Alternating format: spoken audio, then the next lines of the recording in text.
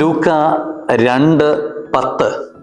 ദൂതൻ അവരോട് പറഞ്ഞു, ഭയപ്പെടേണ്ട, ഇതാ സകല ജനത്തിനും വേണ്ടിയുള്ള വലിയ സന്തോഷത്തിൻ്റെ സദ്വാർത്ത ഞാൻ നിങ്ങളെ അറിയിക്കുന്നു.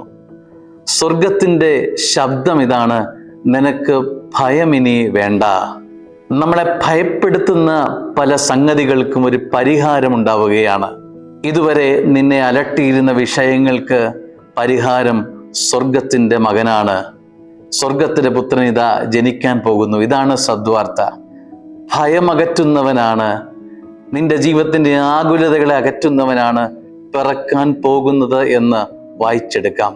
പുൽക്കൂടിൻ്റെ ജീവിതയാത്രയിൽ സ്നേഹമുള്ള ദൈവവൈതലേ, നിന്നെ ഭയം കൊണ്ട് മൂടിയിരിക്കുന്ന സകല വിഷയങ്ങൾക്ക് ഒരു പരിഹാരമാണ് പിറക്കാൻ പോകുന്നത്.